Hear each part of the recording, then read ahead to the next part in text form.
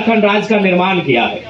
आज अगर इस झारखंड राज्य निर्माण की बात करें तो गुरु जी का नाम आता है, लेकिन आपको जानकारी होना चाहिए गुरु जी को संथाल परगना भेजने वाले शख्स का नाम विनोद बिहारी महतो था। गुरु जी का घर रामगढ़ जिला है। यदि आप नहीं जानते हैं, हमारी माताएं बहनें जो बैठी हैं, गुरु जी दिसम गुरु का घर रामगढ़ जिला है, जो बोकारो और रांची के बीच पड़ता है। यानी यहां से लगभग 350-350 किलोमीटर की दूरी पे गुरु जी का घर था। गुरु जी की मुलाकात एक दिन एक वकील से होती है। गुरु जी का कोई केस का मामला था, कुछ लोगों ने गुरु जी को सताने का काम किया था, उनकी जमीन को लूटने का काम किया था, जैसा आज आदिवासियों के साथ आज भी हो रहा है। आज भी हमारी जमीन लूटी जा रही है, आज भी बड़े अधिकारी हमारी बात नहीं सुनते हैं, आज भी पूंजीपति लोग हमें सताने का काम करते हैं। तो ठीक ऐसा ही हुआ था किनके साथ? गुरु दिसम गुरु शिबू सोरेन जी के साथ। तो उन्होंने प्रयास किया कि भाई केस से, चूंकि उन्होंने सुने उसके बाद बड़ा अच्छा हिसाब लिया था जिन्होंने उनके साथ अन्याय किया था, तो उनको लगा कि अब हम कहीं पुलिस की गिरफ्त में ना हो जाए, तो इस गिरफ्त से बचने के लिए हमें एक अच्छा वकील की आवश्यकता है। और उस समय विनोद बिहारी महतो एक बहुत नामी वकील हुआ करते थे। तो विनोद बिहारी ने गुरु जी को एक ही संदेश भिजवाया था कि देखिए शिबू जी, यदि आप किसी तरह बलियापुर आ गए, विनोद बाबू का घर है बलियापुर, उनका घर है गोला, यानी गोला से बलियापुर की दूरी भी लगभग 100 किलोमीटर से ज्यादा है। तो गुरु जी को एक संदेश दिया कि आप किसी तरह जंगल के रास्ते अगर बलियापुर आ जाते हैं तो आपको बचाने का जिम्मा हमारा होगा। गुरु जी रात के अंधेरे में अपने घर से चलते हैं, बोकारो को पार करते हैं, धनबाद को पार करते हैं, बलियापुर प्रवेश करते हैं। और ऐसा इतिहास कहता है कि गुरु जी को ना केवल विनोद बाबू ने संरक्षण दिया, उनसे कहा कि आप सबसे पहले संथाल परगना जाइए, वहां सबसे ज्यादा संथाल लोग रहते हैं, उनको आपकी जरूरत है। गुरु जी संथाल परगना आते हैं, गांव गांव भ्रमण करते हैं, कभी साहेबगंज, कभी गोड्डा, कभी जामताड़ा, कभी दुमका, कभी पाकुड़। यहाँ के लोगों को एकजुट करते हैं, यहाँ के लोगों को समझाते हैं कि हमारी ये माटी हमारी है, ये माटी हमारी माँ के समान है, हमने अंग्रेजों से इसे बचाया है, अब हमें इसे दिकू लोगों से बचाना है, अब इसे हमें कॉर्पोरेट से बचाना है, महाजनों से बचाना है, सूदखोरों से बचाना है। गुरु जी गांव गांव जाते हैं। और आज विनोद बिहारी महतो, दिसम गुरु शिबू सोरेन, कॉमरेड AK राय, जयपाल सिंह मुंडा, कार्तिक उरांव, शहीद निर्मल महतो, असंख्य बलिदान के बाद, असंख्य संघर्ष के बाद हमें एक झारखंड राज्य मिलता है। इस झारखंड राज्य को बनाने में आप बहुत सारे लोग यहाँ बैठे हैं जिनके घर से किसी ने जेल का, किसी ने मुकदमे का सामना किया है, किसी ने पुलिस की लाठी का सामना किया है कि नहीं? ये झारखंड राज्य ऐसे नहीं बना है। लेकिन आज जब हम यहाँ पर आए, सबसे पहले मेरी नजर गई दादी लोग पे, जो दादी लोग आगे बैठी हैं। हाँ दादी, आपके ऊपर मेरी सबसे नजर, मैंने आपको देखा कि आज भी इस उम्र में भी आप हाट बाजार आए हैं। क्या लेके आए हैं दादी? पत्ता लेके आए हैं, दोना लेके आए हैं, यही ना बेचने आए हैं? मेरी सबसे पहली नजर दादी लोग के पास गई, जो आज 60 साल की उम्र में, 70 साल की उम्र में, जिस उम्र में इन्हें घर में अपने नाती को, अपने पोता को गोद में खिलाना चाहिए था, आज भी झारखंड की आदिवासी महिलाएं आज 15 किलोमीटर, 20 किलोमीटर, 5 किलोमीटर पैदल चल के हाट आती है। कोई पत्ता बेचने आती है, कोई दोना बेचने आती है, कोई दतवन बेचने आती है। बताइए, इससे ज्यादा आप कुछ बेचते हैं क्या? क्या हमने इसी दिन के लिए झारखंड राज्य लिया था? बताइए आप ही बताइए, क्या हमने इसी दिन के लिए झारखंड राज्य लिया था?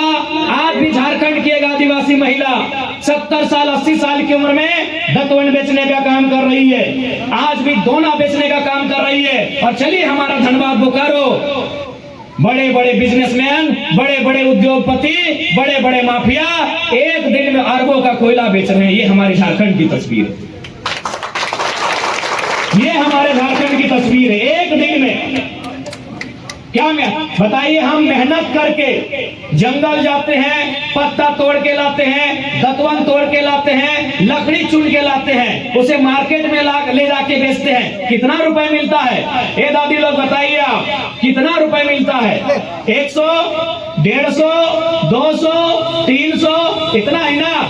यानी दिन भर मेहनत करने के बाद आपको मिलता है 300। और यहाँ माफिया लोग दिन में 3 लाख से लेकर 30 करोड़ तक कमाते हैं।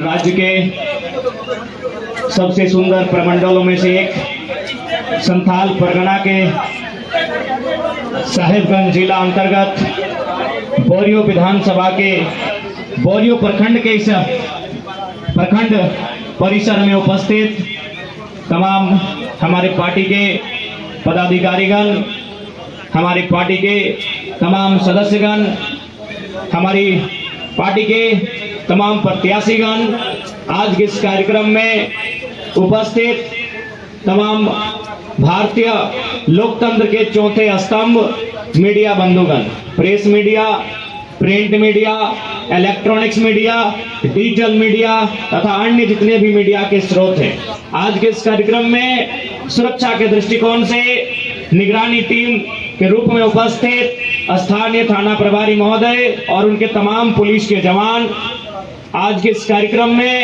कार्यक्रम को सफल बनाने के लिए प्रखंड इकाई की टीम और हमारी माताएं बहनें, हमारे अभिभावक, हमारे नौजवान साथी सभी को झारखंडी जोहार करते हैं, नमस्कार करते हैं, सलाम पेश करते हैं। ये धरती जब भी संथाल परगना को लोग याद करते हैं तो केवल भारत में ही नहीं, संथाल परगना के चर्चे पूरे विश्व में किए जाते हैं। ये वही संथाल परगना की धरती थी जहां 1855 में सिद्धो कान्हो, चांद भैरव, फूलो झानो के नेतृत्व में अंग्रेजों के खिलाफ विद्रोह किया गया था। यही बगल में भागलपुर का क्षेत्र है जहां तिलका मांझी को बरगद के पेड़ पर फांसी पे टांगा गया था। यानी आज झारखंड के लोगों ने एक लंबी लड़ाई लड़ी है, झारखंड के लोगों ने एक लंबे यातना का दौर को देखा है, झारखंड के जनमानस ने एक दमन दोहन का दौर देखा है, एक अन्याय और अत्याचार का दौर देखा है और उसी के खिलाफत होकर एक अलग झारखंड राज्य का निर्माण किया है। आज अगर इस झारखंड राज्य निर्माण की बात करें तो गुरु जी का नाम आता है, लेकिन आपको जानकारी होना चाहिए गुरु जी को संथाल परगना भेजने वाले शख्स का नाम विनोद बिहारी महतो था। गुरु जी का घर रामगढ़ जिला है, यदि आप नहीं जानते हैं, हमारी माताएं बहनें जो बैठी हैं, गुरु जी दिसम गुरु का घर रामगढ़ जिला है जो बोकारो और रांची के बीच पड़ता है। यानी यहां से लगभग 350-350 किलोमीटर की दूरी पे गुरु जी का घर था। गुरु जी की मुलाकात एक दिन एक वकील से होती है।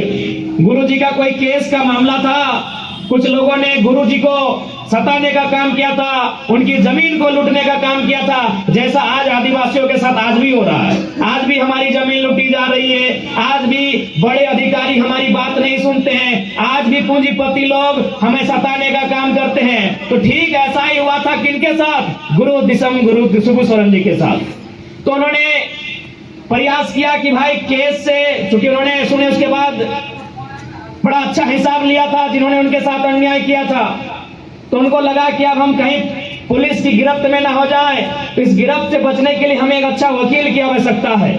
और उस समय विनोद बिहारी महतो एक बहुत नामी वकील हुआ करते थे। तो विनोद बिहारी ने गुरु जी को एक ही संदेश भिजवाया था कि देखिए शिबू जी, यदि आप किसी तरह बलियापुर आ गए, विनोद बाबू का घर है बलियापुर, उनका घर है गोला, यानी गोला से बलियापुर की दूरी भी लगभग 100 किलोमीटर से ज्यादा है। तो गुरु जी को एक संदेश दिया कि आप किसी तरह जंगल के रास्ते अगर बलियापुर आ जाते हैं तो आपको बचाने का जिम्मा हमारा होगा। गुरु जी रात के अंधेरे में अपने घर से चलते हैं, बोकारो को पार करते हैं, धनबाद को पार करते हैं, बलियापुर प्रवेश करते हैं। और ऐसा इतिहास कहता है कि गुरु जी को ना केवल विनोद बाबू ने संरक्षण दिया, उनसे कहा कि आप सबसे पहले संथाल परगना जाइए, वहां सबसे ज्यादा संथाल लोग रहते हैं, उनको आपकी जरूरत है। गुरु जी संथाल परगना आते हैं, गांव गांव भ्रमण करते हैं, कभी साहेबगंज, कभी गोड्डा, कभी जामताड़ा, कभी दुमका, कभी पाकुड़, यहाँ के लोगों को एकजुट करते हैं, यहाँ के लोगों को समझाते हैं कि हमारी ये माटी हमारी है, ये माटी हमारी माँ के समान है, हमने अंग्रेजों से इसे बचाया है, अब हमें इसे दिकू लोगों से बचाना है, अब इसे हमें कॉर्पोरेट से बचाना है, महाजनों से बचाना है, सूदखोरों से बचाना है। गुरुजी गांव गांव जाते हैं और आज विनोद बिहारी महतो, दिसम गुरु शिबूसोरेन, कॉमरेड AK रॉय, जयपाल सिंह मुंडा, कार्तिक उरांव, शहीद निर्मल महतो, असंख्य बलिदान के बाद, असंख्य संघर्ष के बाद हमें एक झारखंड राज्य मिलता है। इस झारखंड राज्य को बनाने में आप बहुत सारे लोग यहाँ बैठे हैं जिनके घर से किसी ने जेल का, किसी ने मुकदमे का सामना किया है, किसी ने पुलिस की लाठी का सामना किया है कि नहीं? ये झारखंड राज्य ऐसे नहीं बना है। लेकिन आज जब हम यहाँ पर आए, सबसे पहले मेरी नजर गई दादी लोग पे, जो दादी लोग आगे बैठी हैं। हाँ दादी, आपके ऊपर मेरी सबसे नजर, मैंने आपको देखा कि आज भी इस उम्र में भी आप हाट बाजार आए हैं। क्या लेके आए हैं दादी? पत्ता लेके आए हैं, दोना लेके आए हैं, यही ना बेचने आए हैं? मेरी सबसे पहली नजर दादी लोग के पास गई, जो आज 60 साल की उम्र में, 70 साल की उम्र में, जिस उम्र में इन्हें घर में अपने नाती को, अपने पोता को गोद में खिलाना चाहिए था, आज भी झारखंड की आदिवासी महिलाएं आज 15 किलोमीटर, 20 किलोमीटर, 5 किलोमीटर पैदल चल के हाट आती है। कोई पत्ता बेचने आती है, कोई दोना बेचने आती है, कोई दतवन बेचने आती है। बताइए, इससे ज्यादा आप कुछ बेचते हैं क्या? क्या हमने इसी दिन के लिए झारखंड राज्य लिया था? बताइए आप ही बताइए, क्या हमने इसी दिन के लिए झारखंड राज्य लिया था? आज भी झारखंड की एक आदिवासी महिला 70 साल, 80 साल की उम्र में दतवन बेचने का काम कर रही है, आज भी दोना बेचने का काम कर रही है। और चलिए, हमारा धनबाद बोकारो, बड़े बड़े बिजनेसमैन, बड़े बड़े उद्योगपति, बड़े बड़े माफिया एक दिन में अरबों का कोयला बेच रहे हैं। ये हमारी झारखंड की तस्वीर है, ये हमारे झारखंड की तस्वीर है। एक दिन में क्या बताइए, हम मेहनत करके जंगल जाते हैं, पत्ता तोड़ के लाते हैं, दतवन तोड़ के लाते हैं, लकड़ी चुन के लाते हैं, उसे मार्केट में ले जाके बेचते हैं। कितना रुपए मिलता है? ए दादी लोग बताइए, आप कितना रुपए मिलता है? 100, 150, 200, 300, इतना है ना? यानी दिन भर मेहनत करने के बाद आपको मिलता है 300। और यहाँ माफिया लोग दिन में 3 लाख से लेकर 30 करोड़ तक कमाते हैं। ये मेरे झारखंड की तस्वीर है। इसलिए इस राज्य की तस्वीर को आपको बदलना होगा। इस राज्य की तस्वीर को 2 चीजों से बदल सकते हैं, या तो मतदान से, या तो उलगुलान से। हम चाहेंगे कि पहली तस्वीर, पहला प्रयास मतदान से हो, यानी अच्छे नेताओं को चुनना है। आज आपके बीच आएंगे, यही हेमंत बाबू आएंगे, क्योंकि आदिवासी समाज में उनको लोग बहुत मानते हैं। आके आपसे कहेंगे कि हम आदिवासी का बेटा है, आदिवासी का भाई है। लेकिन एक बात जान लीजिए, उनसे भी हिसाब लीजिएगा कि हेमंत बाबू, हम लोगों ने सरकार इसलिए बनाया था कि हमारी माँ बहन को सम्मान मिले, हमारे नौजवानों को रोजगार मिले। 1000 रुपए मैया सम्मान योजना के लिए हमने सरकार नहीं बनाया था। आज हेमंत सोरेन जी की पत्नी क्या है आपको मालूम है? गांडे की विधायक है। उनको विधायक बनने में कितना खर्चा हुआ मालूम है? 10 करोड़। एक विधायक बनने में, केवल कल्पना मैडम जी का विधायक बनने में खर्चा हुआ 10 करोड़। बताइए, अगर वो 10 करोड़ अगर वो गरीब गुरबों के लिए इन्वेस्ट करते, छोटे छोटे लघु उद्योग, छोटे छोटे कुटीर उद्योग या छोटी छोटी योजनाओं में अगर वो पैसा लगाते, तो बताइए 10 करोड़ में कम से कम 1000 को आदिवासी का घर चलता कि नहीं चलता? ये केवल बताते हैं कि हम आदिवासी का बेटा है, आदिवासी की सरकार है। लेकिन हमको लगता है आदिवासी की सरकार नहीं, सरकार में केवल उनका परिवार है। ये तो भला हो दीदी, ये तो भला हो कि हेमंत सोरेन, बसंत सोरेन और सीता सोरेन का बेटा और बेटी है ना, उसका उम्र 25 साल पार नहीं हुआ है। नहीं तो उसी परिवार में और 5 को विधायक होता। आप केवल वोट देते, 15 किलोमीटर पैदल चल के आते, जंगल जाते, लकड़ी चुन के लाते, हाट में बेचते, और बस वही गरीबी में हम लोग का जिंदगी चल रहा है। सही बोल रहे हैं। जिस दिन हेमंत सोरेन जी, बसंत सोरेन जी और सीता सोरेन जी, इनका बेटा और बेटी की उम्र जिस दिन 25 साल पार होगा, वो विधायक होंगे। इस दिन के लिए झारखंड राज्य आपने नहीं बनाया था। इस दिन के लिए हमने झारखंड राज्य नहीं बनाया था। एक परिवार के लिए झारखंड राज्य नहीं बना था। ये झारखंड राज्य 3.25 करोड़ की आबादी के लिए बना था। ये झारखंड राज्य उनकी सुख सुविधा के लिए बना था। ये झारखंड राज्य उनके हक अधिकार के लिए उनके न्याय के लिए बना था। लेकिन आज ऐसा लगता है कि झारखंड राज कुछ परिवारों का झारखंड राज बन के रह गया है। ये झारखंड राज हमने 81 विधायक बनाने के लिए अलग नहीं किया था। ये झारखंड हमने 81,000 नौजवानों को रोजगार देने के लिए अलग किया था। लेकिन आज हम 81 विधायक बना के रह गए। यही हमें लगता है बहुत सारी भाई लोग हैं जो आज सीजीएल की तैयारी कर रहे हैं। कितने भाई हैं जो कॉलेज के छात्र हैं? हाथ खड़ा कीजिए। इतने हैं। बहन लोग आप लोग कितनी हैं जो कॉलेज जाती हैं? आप लोग कॉलेज नहीं जाती हैं? अच्छा, स्कूल वाली हैं। आज सीजीएल को लेकर बच्चे धरने में बैठे हैं। आज सीजीएल में 25 से लेकर 30 लाख में पेपर लीक हुआ है।